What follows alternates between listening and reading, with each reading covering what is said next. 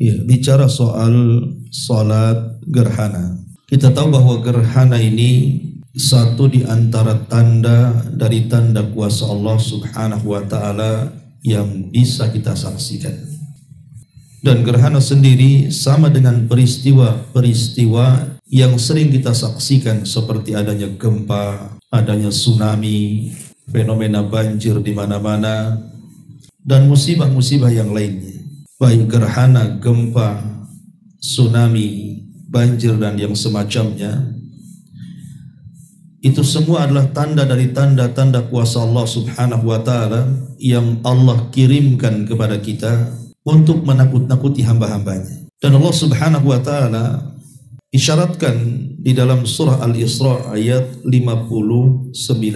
Ketika Allah Subhanahu wa taala berbicara tentang kaum Tsamud, Allah mengatakan, wa ma mana'ana an nursila bil ayati illa an kadzdzaba bihal awwalun wa atayna tsamuda naqata mubashshiratan fadhalamu biha wa ma nursilu bil ayati illa takhwifa.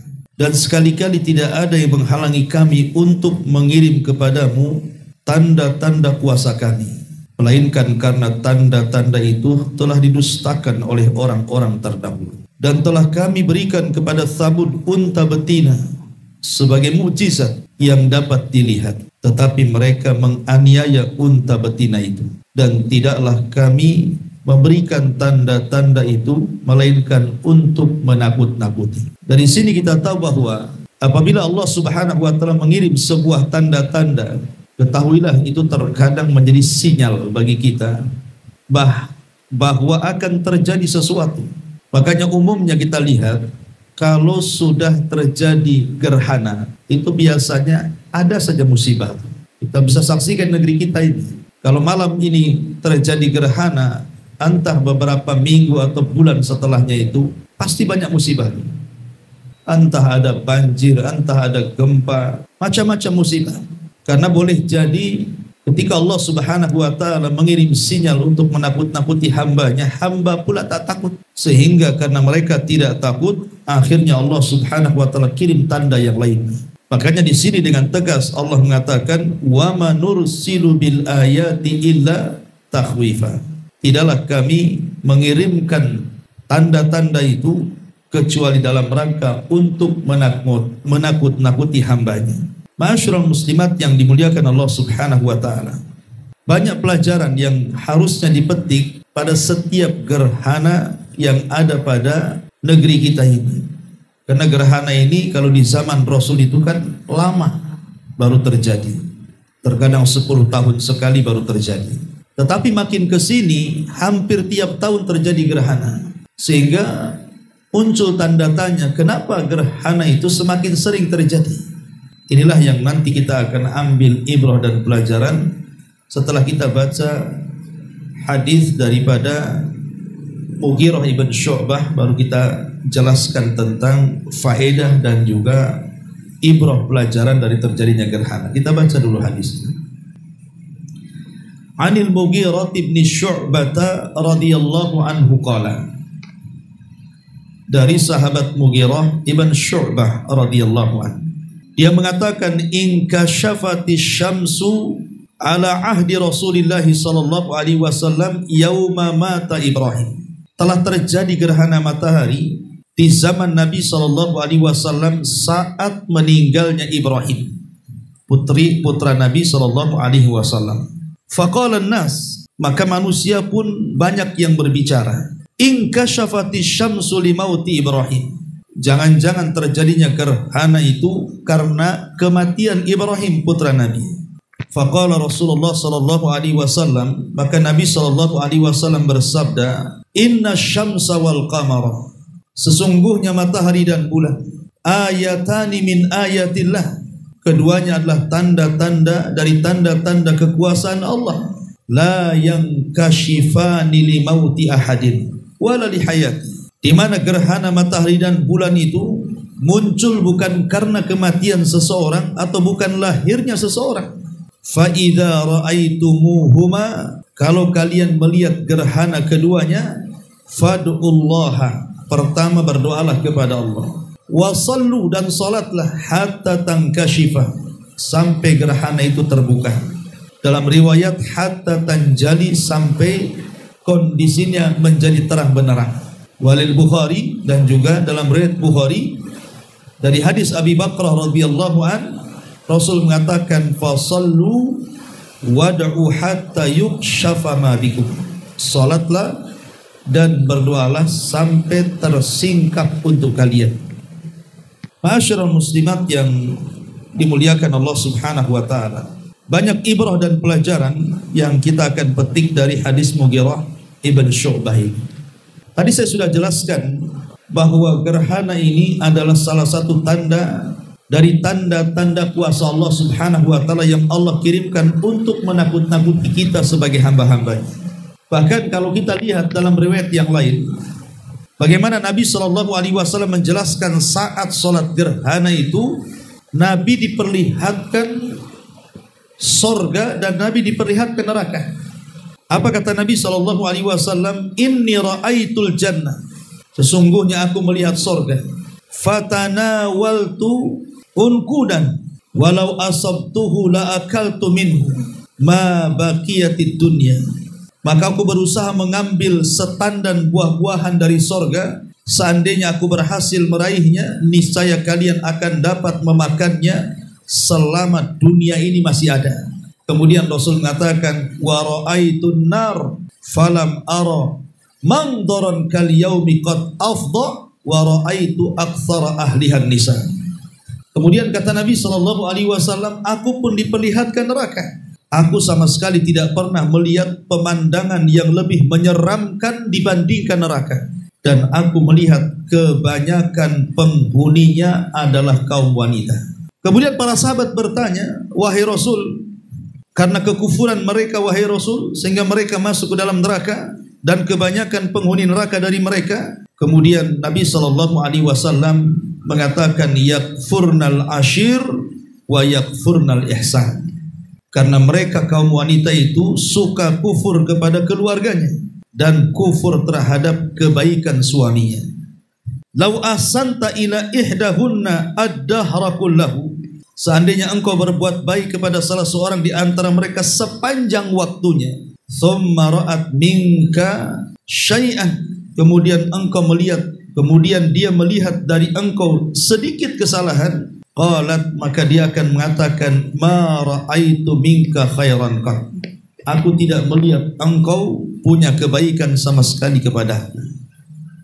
Bahkan bukan hanya itu saja, Rasulullah SAW juga melihat ada seorang wanita yang diazab gara-gara seekor kucing.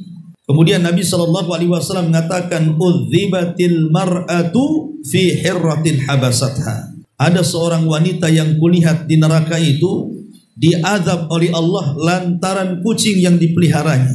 Kemudian Rasul memberikan alasannya, karena wanita itu hanya memelihara dan memenjarakan tanpa memberi makan dan minum, sehingga kucing itu mati kehausan dan kelaparan. Kata Rasul, udzibatil mar'atu fi hirratin habasatha.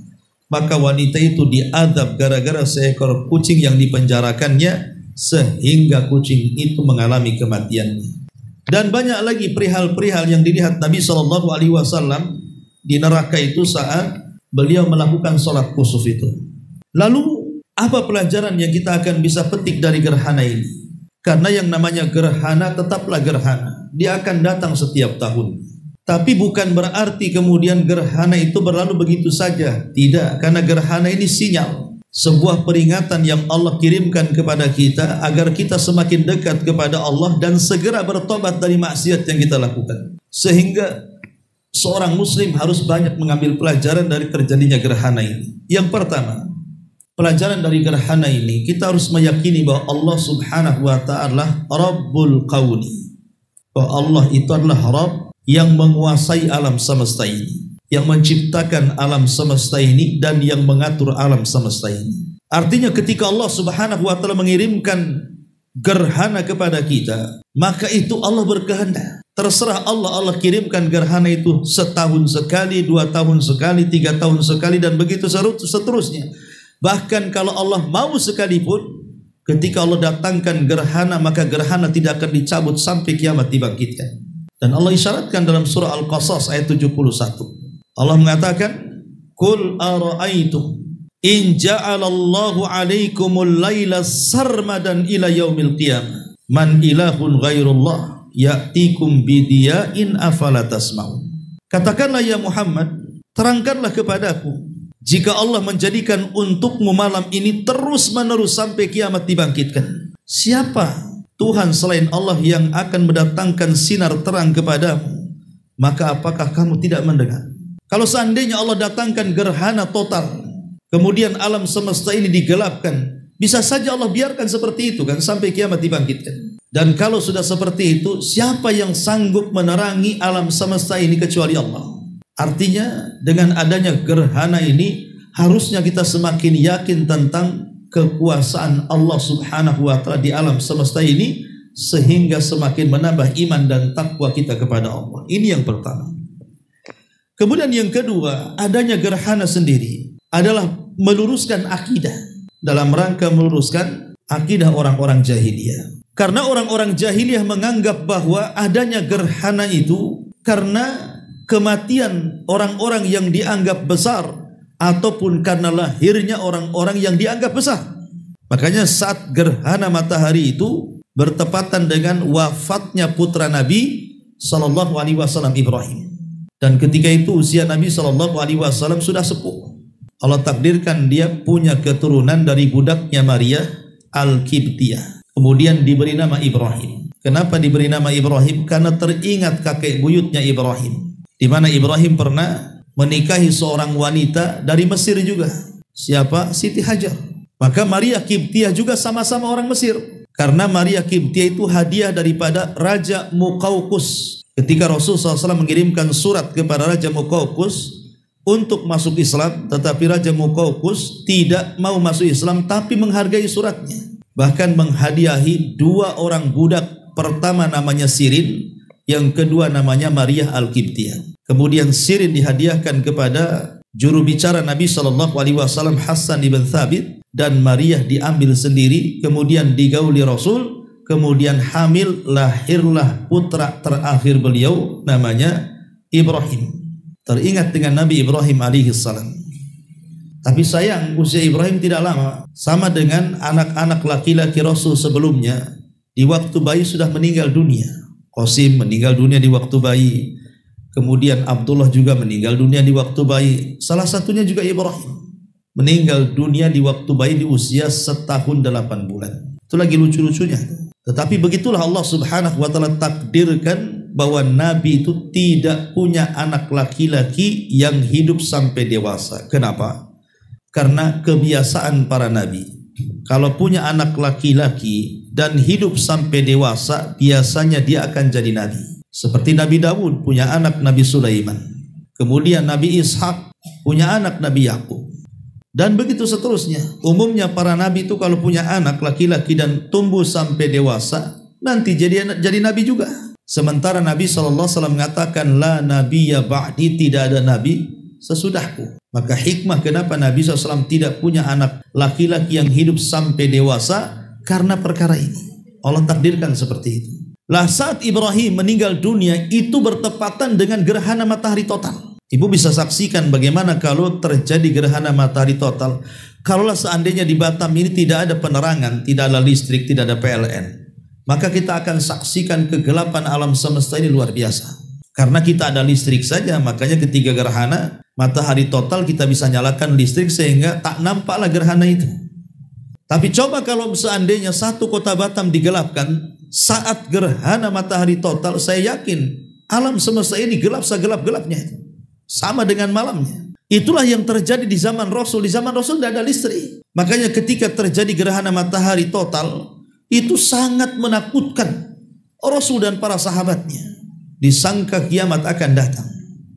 Makanya Rasul langsung datang ke masjid, kemudian memerintahkan sahabat untuk memanggil manusia ke masjid dan mengatakan as-salatu al-jami'ah. Kalau sudah dipanggil as-salatul jami' itu sama dengan panggilan azan. Artinya manusia harus segera ke masjid, berarti ada sesuatu yang besar di masjid. Makanya semua para sahabat datang ke masjid, Rasul pun bergegas ke masjid sampai saking takutnya sampai Rasul ketinggalan ridanya. Ada barang yang ditinggal Rasul karena lupa, saking takutnya. Lah, orang-orang jahiliyah ini menganggap bahwa matahari dan bulan ini memiliki taksir, pengaruh secara zatnya. Mereka menganggap bahwa matahari dan bulan itu memiliki pengaruh secara zatnya kepada kehidupan dan kematian seseorang.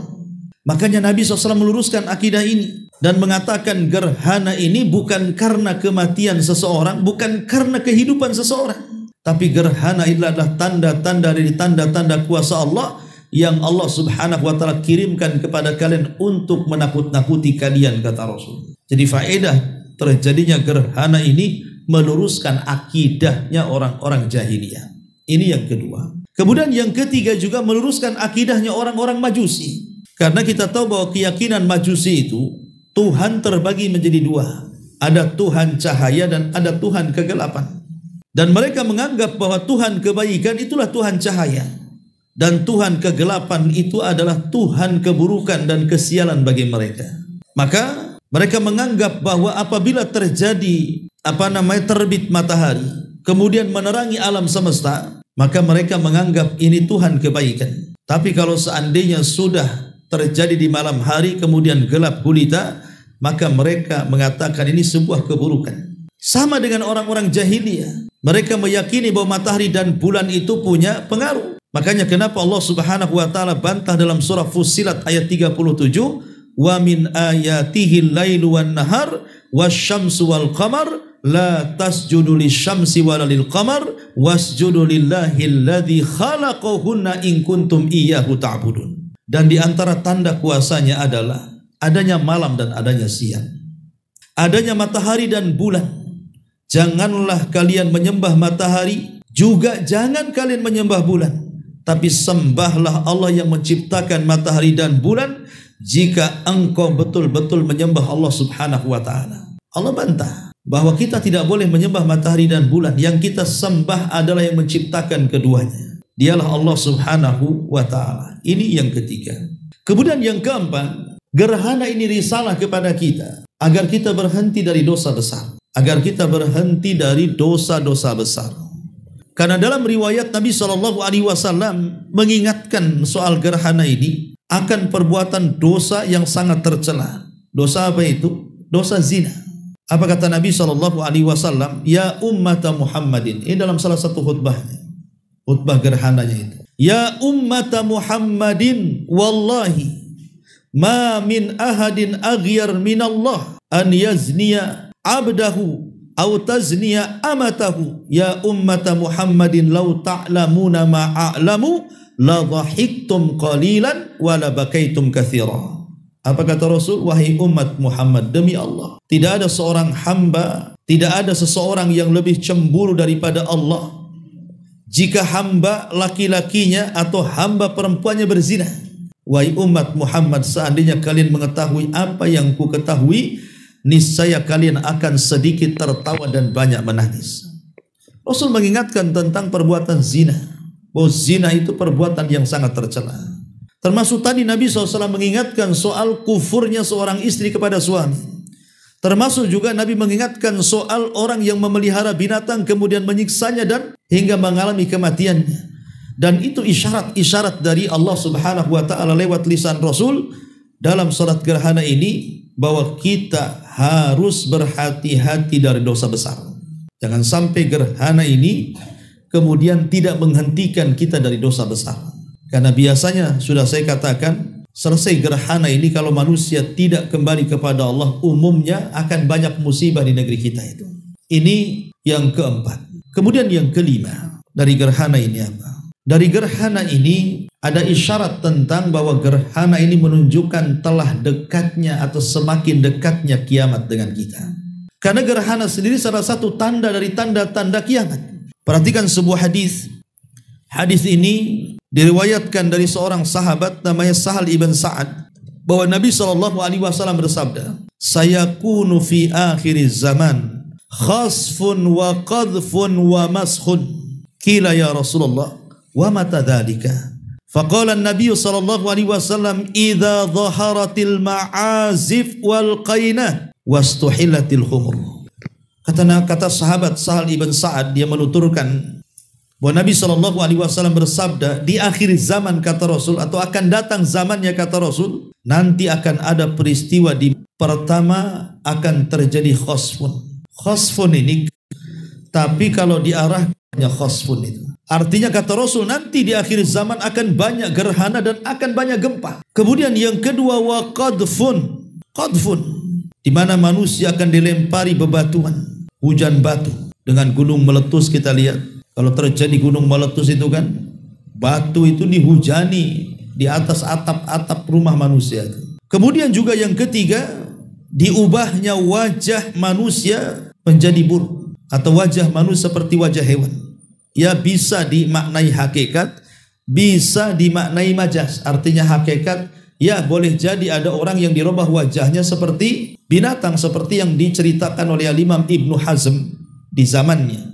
Ketika Nabi Shallallahu Alaihi Wasallam melarang tidak boleh kita ini mendahului imam dalam gerakan, sebab kalau dilakukan maka akan Allah robah wajahnya dengan wajah keledai. Tiba-tiba di zaman Imam Ibnu Hazm ini ada seseorang yang mengkritik hadis ini. Mana mungkin Allah mengganti wajahku hanya gara-gara mendahului imam, katanya. Dipraktekkan sama dia. Akhirnya ketika dipraktekkan betul-betul dia mendahului gerakan imam dalam sholat, selepas sholat Allah robah wajahnya dengan wajah keledai. Itu terjadi di zaman Imam Ibnu Hazm rahimahullahu ta'ala. Atau yang dimaksud dirobah di sini ya karakternya, akhlaknya, kelakuannya. Dan itu yang mungkin banyak terjadi. Badannya manusia tapi kelakuannya seperti binatang kan. Dan itu yang banyak, ya. Banyak manusia berkelakuan binatang, dan itu akan terjadi di akhir zaman. Ketika sahabat bertanya, dan kapan itu terjadi wahai Rasul, peristiwa-peristiwa itu? Maka Nabi Shallallahu Alaihi Wasallam mengatakan, kalau sudah banyak tersebar alat-alat musik, kemudian banyaknya biduan-biduan wanita, dan dihalalkannya minuman-minuman keras. Perhatikan di sini Nabi Shallallahu Alaihi Wasallam mengatakan, sayakunu fi akhir zaman. Nanti akan dekat-dekat zaman kiamat itu, akan di akhir zaman akan terjadi banyak peristiwa. Salah satunya khosfun. Khosfun itu artinya, saya katakan kalau diarahkan ke langit artinya banyak gerhana, entah gerhana matahari atau bulan, atau kalau diarahkan ke bumi artinya banyak gempa. Dari sini kita tahu bahwa gerhana ini tanda dari tanda-tanda dekatnya kiamat. Kemudian yang nomor 6 juga, terjadinya gerhana ini bahwa kita sedang diperingatkan. Dengan adanya gerhana ini kita sedang diperingatkan. Itu rutinitas setiap tahun atau 2 tahun sekali datang, sehingga tidak ada apa-apa, itu hanya sekedar perputaran alam semesta saja. Tidak, ini ada indharia di sini. Allah sedang memberikan peringatan. Dan Allah katakan dalam surah Al-Qiyamah ayat 7 sampai 12, فَإِذَا بَرِقَ الْبَصَرُ وَخَسَّفَ الْقَمَرُ وَجُمِعَ الشَّمْسُ وَالْقَمَرُ يَقُولُ الْإِنسَانُ يَوْمَئِذٍ أَيْنَ الْمَفَرُ كَلَّا لَا وَزَرْ إِلَى رَبِّكَ يَوْمَئِذٍ الْمُسْتَقَرُ. Maka apabila mata terbelalak ketakutan, dan apabila bulan dan matahari dan bulan dikumpulkan pada hari kiamat, pada hari itu manusia akan berkata, kemana tempat lari kami? Maka Allah katakan, sekali-kali tidak ada tempat berlindung kepada kalian, hanya kepada Rabblah tempat berlindung pada hari itu. Dari surah Al-Qiyamah ini bahwa menunjukkan bahwa ada indhariyah, jangan-jangan gerhana itu akan mengarahkan kepada di mana Allah Subhanahu wa taala bukan hanya menggerhanakan satu macam saja matahari atau satu macam saja bulan. Boleh jadi Allah gerhanakan dua-duanya dengan mempertemukan matahari dan bulan itu ketemu. Tapi pada hari kiamat Allah akan campurkan matahari dan bulan dan Allah tenggelamkan ke dalam neraka. Lalu pertanyaannya, lalu apa salahnya matahari dan bulan sehingga ditenggelamkan oleh Allah ke dalam neraka? Matahari dan bulan tidak salah. Keduanya makhluk Allah yang bertasbih. Tapi ditenggelamkan keduanya ke dalam neraka itu untuk menjadi sebuah dalil dan bukti bagi para penyembah matahari dan bulan bahwa Tuhan yang kalian sembah ini dua-duanya ada di neraka. Jadi kalian salah menyembah Tuhan. Ma'asyiral muslimin wal muslimat rahimani wa rahimakumullah. Kemudian juga yang ke-7 di antara ibrah dan pelajaran dari gerhana ini, bahwa kalau seandainya gerhana ini adalah tanda dari tanda-tanda muqaddimah kiamat besar, berarti terancamlah nyawa-nyawa kita di situ. Berarti kita harus berpikir apa yang kita siapkan setelah kematian kita. Inna fi dzalika la ayat liman khafa adzabal akhirah. Oh, terkadang gerhana itu bisa jadi tanda-tanda bagi orang yang takut akan azab akhirat. Makanya kalau orang beriman, pasti dia ketika ditakut-takuti oleh Allah, pasti dia takut. Dan dia akan segera bertobat kepada Allah subhanahu wa ta'ala. Makanya kalau kita lihat, masyarakat muslimat yang dimuliakan Allah azza wa jalla, amalan-amalan yang diperintahkan saat terjadi gerhana itu, semua amalan itu berkaitan dengan apa? Dengan perkara-perkara yang bisa mencegah azab. Amalan-amalan yang dianjurkan saat terjadi gerhana itu hampir semuanya itu bicara tentang amalan-amalan yang bisa mencegah azab Allah subhanahu wa ta'ala. Pertama, sholat. Nabi SAW mengatakan atau dikisahkan oleh sahabat Nabi SAW, kana Nabi SAW idza hazabahul amru fazi'a ila shalah. Nabi ini kalau ada urusan yang sangat pelik sekali, tidak bisa diselesaikan, sangat membingungkan, stres, maka Nabi SAW langsung sholat untuk minta solusi kepada Allah Azza wa Jalla. Karena sholat ini salah satunya juga menghilangkan kesulitan, menghilangkan musibah. Artinya dengan sholat juga bisa mencegah adab Allah subhanahu wa ta'ala. Ini yang pertama. Yang kedua, sedekah. Amalan saat gerhana kan sedekah. Dan sedekah itu bisa meredam murka Allah subhanahu wa ta'ala. Apa kata Nabi SAW? Sadaqatus sir tutfi'u ghadaba rabb. Sedekah yang dilakukan diam-diam itu bisa meredam kemurkaan Allah. Jangan-jangan saat digerhanakan itu Allah sedang murka, maka segera bersedekah. Boleh jadi dengan sedekah ini bisa meredam murkanya Allah subhanahu wa ta'ala. Kemudian yang ketiga, tobat dari maksiat. Tobat dari maksiat. Kaumnya Yunus ibn Matta alaihi salam. Saat Nabi Allah Yunus alaihi salatu wassalam mengancam mereka sebelum 3 hari akan datang azab kepada mereka. Akhirnya mereka merasa bersalah. Setelah mereka kemudian ditinggalkan nabinya Yunus ibn Matta pergi dari kampungnya, maka mereka bertobat kepada Allah Azza wa Jalla. Ketika satu kampung bertobat kepada Allah Azza wa Jalla, azab Allah yang sudah Allah turunkan hampir mengenai mereka diangkat lagi oleh Allah Azza wa Jalla, sehingga tidak turun azabnya karena mereka bertobat dan beriman kepada Allah Azza wa Jalla. Kemudian yang keempat, banyak mengerjakan kebaikan. Banyak mengerjakan kebaikan. Nabi SAW mengatakan dalam sebuah hadis bahwa sana'iul ma'ruf taki masari as-su. Sana'iul ma'ruf, semua perbuatan kebaikan itu bisa mencegah kita dari kematian yang buruk. Bisa mencegah kita dari kematian yang buruk. Karena kita tidak tahu kalau terjadi gerhana tiba-tiba datang gempa. Kalau terjadi gerhana malamnya besoknya terjadi tsunami, terjadi banjir, terjadi macam-macam musibah. Tiba-tiba kita berada di tempat itu, kemudian kita pula terkena musibah dan kita mati mendadak dengan musibah itu. Apakah kita ini yakin kita akan menghadap Allah dengan baik-baik saja? Makanya saat terjadi gerhana itu disuruh untuk banyak berbuat kebaikan. Kemudian yang kelima, dalam riwayat membebaskan budak. Tapi ini kan tidak ada budak di zaman sekarang. Kemudian yang keenam, memperbanyak doa. Kita disuruh untuk memperbanyak doa. Dan doa adalah silahul mu'min, senjatanya orang yang beriman. Lihat bagaimana Nabi Ayub alaihi salatu wassalam dibebaskan dari penyakit 18 tahun lamanya dan keperitan hidup selama 18 tahun lamanya dengan doa yang tulus kepada Allah. Allah keluarkan Ayub dari kesulitannya.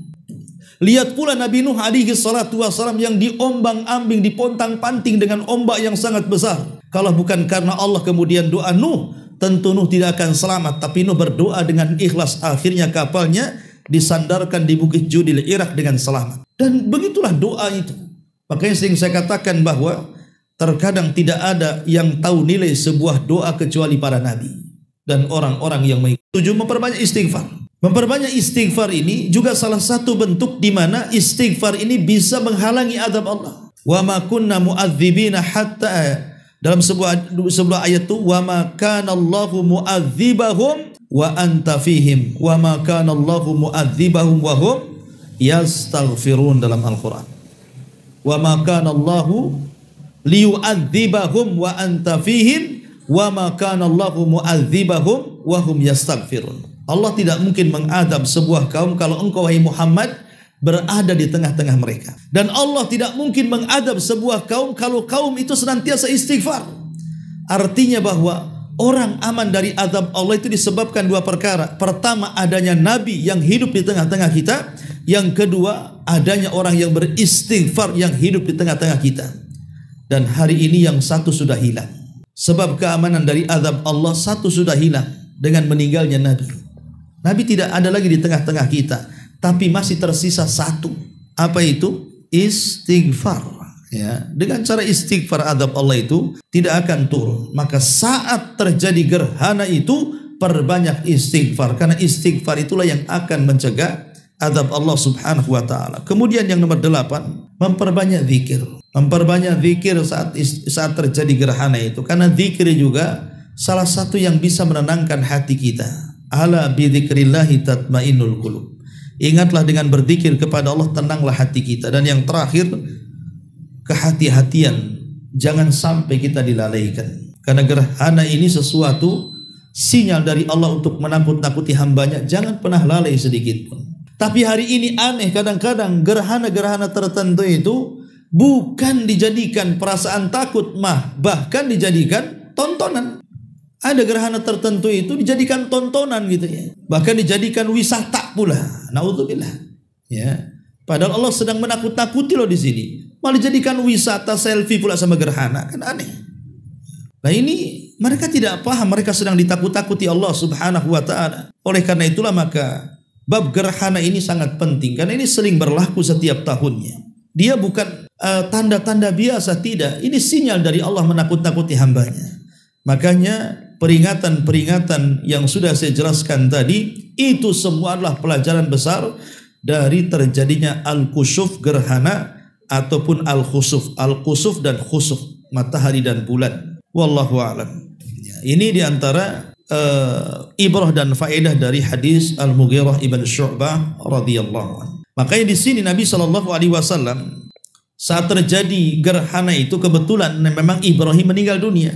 Maka manusia mengatakan inkashafati syamsu limauti Ibrahim, katanya. Jangan-jangan matahari ini, karena begini Bu, selama Rasul di Mekah tidak pernah terjadi gerhana. 13 tahun Rasul di Mekah berdakwah itu tidak pernah terjadi gerhana. Baru setelah hijrah ke Madinah, itu pun di akhir-akhir hayat dia sudah 20 tahun lewat itu, baru terjadi gerhana. Makanya sangat menakutkan karena gerhananya itu jarang-jarang gitu ya. Sekali terjadi gerhana total pula, apa enggak menakutkan?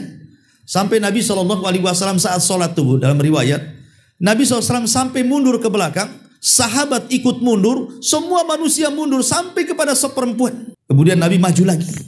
Ya, itu saking ketakutannya Nabi SAW sampai Rasul mundur itu kaget. Sahabat ikut kaget juga. Bahkan Nabi SAW itu melaksanakan sholat gerhana itu dengan sholat yang belum pernah terjadi kaifiyahnya. Sehingga sahabat heran, bayangkan sahabat ini sudah 20 tahun lebih bersama Rasul. Ia melaksanakan sholat ya, gerakan-gerakan bacaannya ya, begitulah sholat. Tapi setelah terjadi gerhana, sahabat heran, kok sholatnya aneh? Karena gerakannya beda dengan sholat-sholat sunnah yang lainnya gerhana ini. Di mana dalam satu rakaat itu rukunya 2 kali, sujudnya 2 kali, itu masalahnya. Sementara dalam sholat-sholat sunnah kan biasa-biasa saja kan sholatnya kan. Nah, sehingga sahabat kemudian mengalami keheranan yang luar biasa. Kenapa Rasul sampai melakukan seperti itu sholatnya? Ini kan gharib, aneh gitu sholatnya. Rupanya dengan keanehan sholat Nabi SAW ini menunjukkan bahwa gerhana ini bukan peristiwa biasa. Ini peristiwa luar biasa, sampai sholatnya saja dirubah oleh Nabi. Dari yang tadinya 1 ruku jadi 2 ruku, yang tadinya dari 1 sujud dari 2 sujud jadinya. Nah ini kan sebenarnya orang itu kalau paham dengan peristiwa-peristiwa ini akan takut ketika terjadi gerhana baik matahari ataupun bulan. Kemudian kata Rasul, inna syamsa wal qamar ayatani min ayatillah. Ingat, matahari dan bulan itu tanda dari tanda-tanda kuasa Allah. La yang kashifani li mauti ahadin wala li hayati. Keduanya tidak mungkin terjadi gerhana karena kematian atau karena kehidupan seseorang. Karena sekali lagi bahwa ada manusia itu yang kata Nabi SAW di pagi hari beriman, sore hari dia pula kafir. Di sore hari dia beriman, pagi pula kufur. Kemudian sahabat bertanya, siapa mereka wahai Rasul? Kata Nabi SAW, mereka orang-orang yang menasabkan hujan itu kepada pengaruh bintang dan mengatakan mutirna, kami dihujani dengan bintang ini dan itu. Harusnya kita katakan mutirna bifadlillah, tapi ada sebagian orang yang mengatakan kami dihujani karena bintang ini dan itu. Karena di zaman itu, di zaman jahiliyah itu, mereka meyakini bahwa bintang-bintang itu memiliki pengaruh secara zatnya. Makanya Nabi SAW ingatkan, karena matahari dan bulan juga bagian bintang. Maka Rasul mengatakan tidak. Namanya bintang-bintang, matahari dan bulan itu tidak ada pengaruh. Tidak karena kelahiran, tidak juga karena kehidupan. Maka Rasul mengatakan, فَإِذَا رَأَيْتُمُوهُمَا, kalau kalian melihat dua gerhana itu, maka berdoalah kepada Allah, salatlah sampai terbit ataupun sampai tersingkap gerhananya.